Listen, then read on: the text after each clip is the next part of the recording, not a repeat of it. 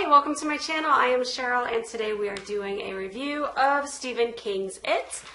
I bought this book online at thrift.com, and so it doesn't have a cover, but it has all the words, and that's all that matters. So Stephen King's It is a story that he wrote back in the 80s, I believe.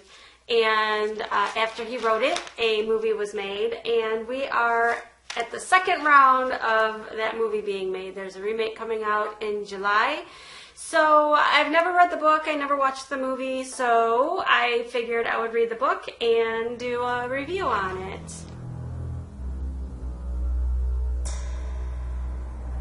Stephen King's It.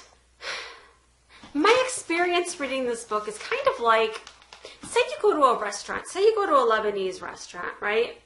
It's one of my favorite foods, Middle Eastern. So say you sit down and you order, you want grape leaves. And that's all you want. You just want to come in and eat your grape leaves. And then the staff, for whatever reason, says, oh, they're picking the leaves off the grapevines right now, and so it's going to be a minute before we can get you the grape leaves. But here, let me give you some food first. Sounds great. So they give you a plate of hummus and some pita. And you start eating the hummus and pita. And then they come back and they give you a bowl of rice. And you start eating that rice. And then they come back and they give you some falafel. And you start eating the falafel. And you ask them where your grape leaves are. And they say, oh, they're coming. Here's a little nibble. Here's a nibble of a grape leaf. But here, go back to your hummus. Now here, go back to your rice. And here, go back to the falafel. And here, by the way, let me give you some baked pita chips. But I really want the grape leaves. But no, eat some of these. But I really want the grape leaves. Oh, okay, I'll give you another little nibble of a grape leaf. I'll slice you off a piece. I'll give it to you. And then you got to go back and they just keep shoving the appetizers down your throat, and you really just want the freaking grape leaves. That's how I felt reading this book, for goodness sake. Okay, so typically when I read a story, there's usually a main character, maybe a couple supporting characters. You know, you got the protagonist, the antagonist, and then some supporting characters. And, you know, everything about the protagonist, a lot of stuff about the antagonist, and a little bit about the supporting characters. This story, you know everything about everyone. Everything about everyone. Everything about everyone. Their whole life story.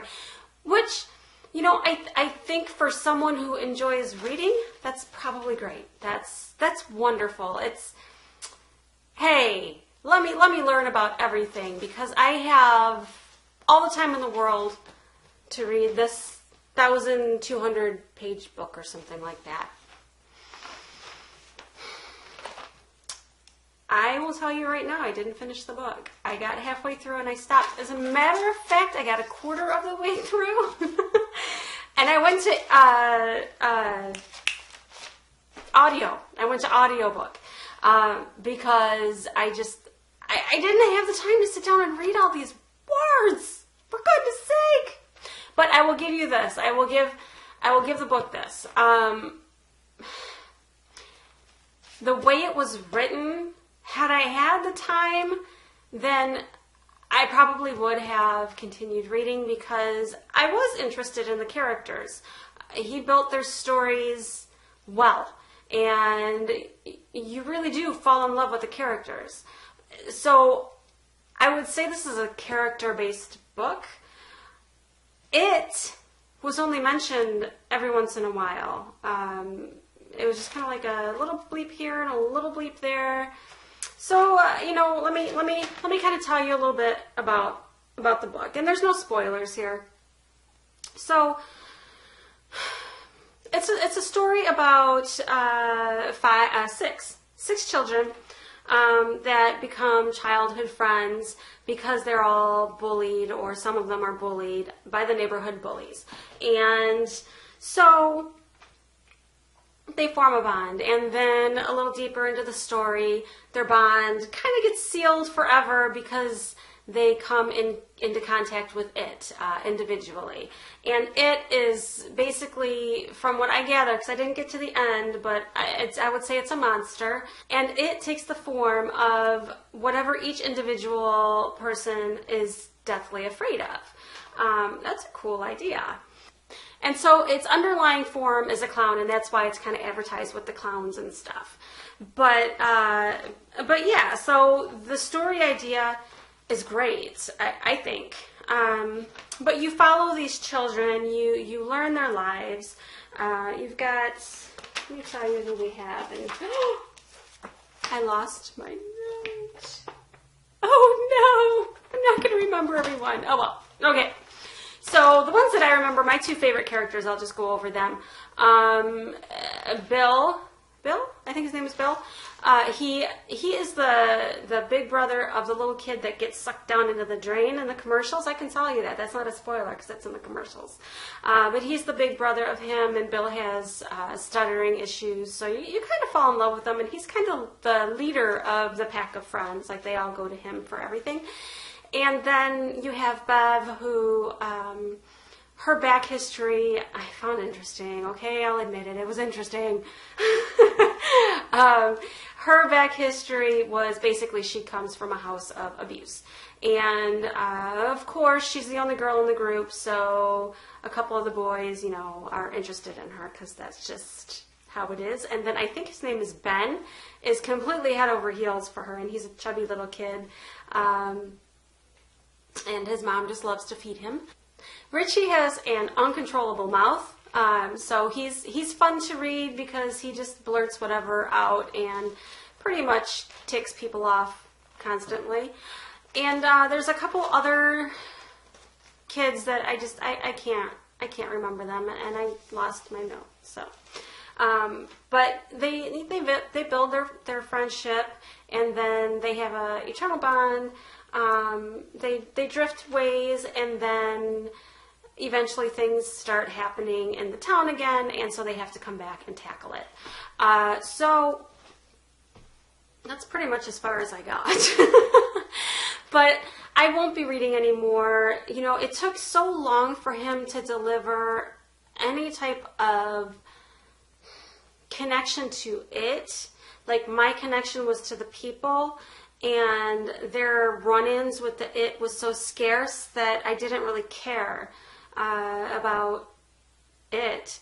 So because I didn't really care about it, once I got towards the middle, whenever he would pop in, he wasn't even scary to me anymore. He was kind of silly.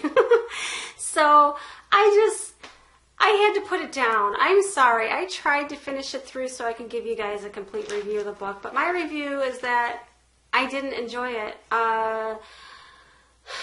I did, but the fear part, the thriller part, didn't come quick enough for me. The pacing was too slow because he was too busy filling us in on everybody's back history, and then he even goes into the back history of one of the kids' parents. So that was it was too much for me. But I may or may not watch the movie just to find out what happens to the kids, or they're adults eventually.